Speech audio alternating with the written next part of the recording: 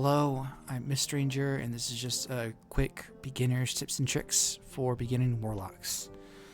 So, if you're gonna go for a healing build, we're just gonna go over some specs for gear. Torture mastery, when you're healing yourself, of course, 20% increased healing.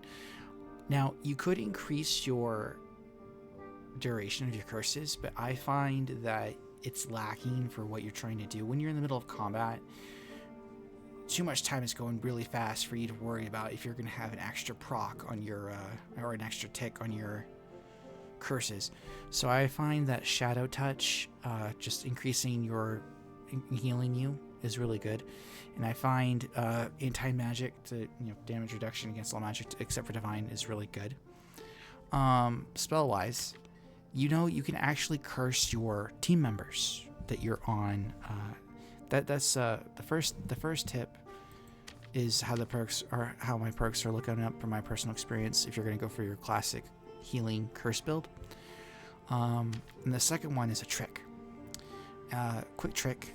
This doesn't heal fast, but it can heal a little bit.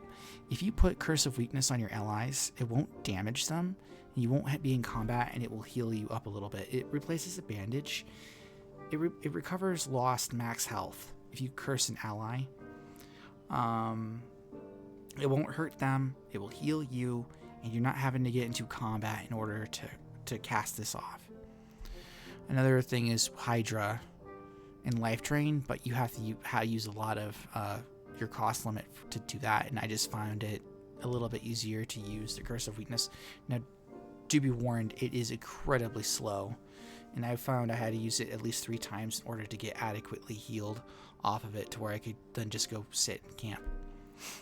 Don't forget, you can actually stack your curses as well for increased healing, and that would be Curse of Weakness, Curse of Pain, and Power of Sacrifice. These all 3 are curses that you can use on the same target all at once to heal yourself a lot faster. I find that if I cast Curse of Pain and Power of Sacrifice on the same target, and I do that on at least 2 or 3 targets, that I will heal really, really fast, like Wolverine fast. Now, another thing you do is on the cheaper healing side of things. If you want to increase your magic healing to boost that effect, there are some things you can do. So, for example, I have gloves. Now, Mystic Healing Gloves can have a natural healing +2. You can get them and then get a modifier for increased memory capacity, increasing your total cost of this. And then you have the helmet. Your hat can give you magic healing. A necklace, magic healing. Now this is different because these right here have natural healing as an increased option, whereas the necklace I picked as the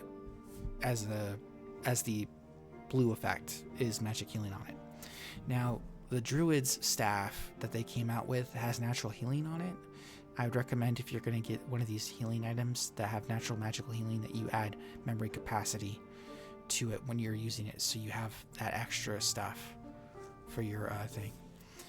So to go over it, if you're going to use, you can go to the merchant house and you can look up magic healing, or you can get it as a random bonus effect. First though, I would recommend doing the magic healing through the static attribute.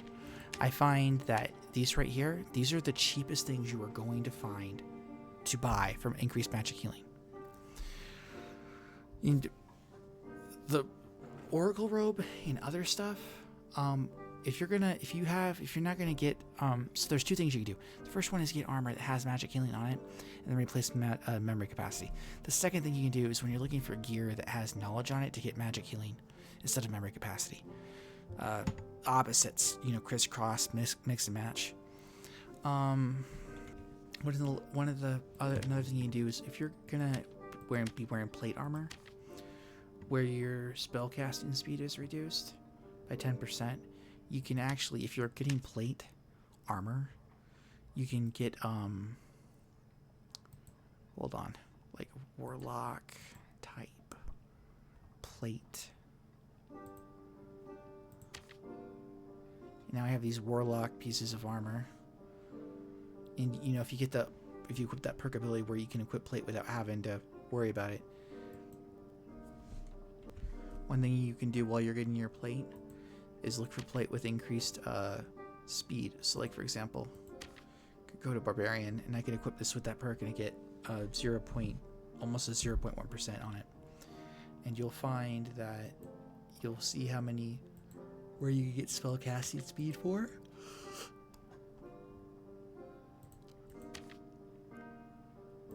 And you'll just be able to find what pieces will have that, what pieces that can be applied to. There's no static attribute for increased spellcasting speed. I wouldn't worry about that.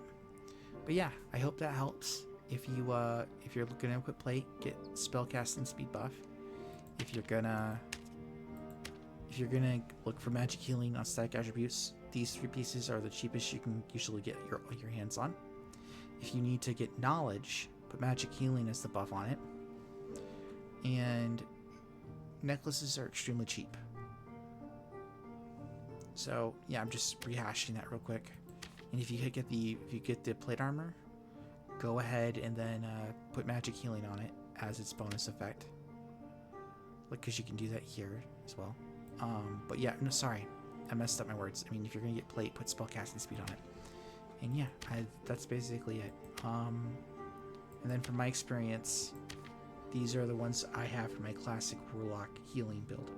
But yeah, thank you for listening to me. Hit that like and subscribe, and I'll catch you guys later. This is a beginner's video on tips and beginner's tricks for warlock. Thank you.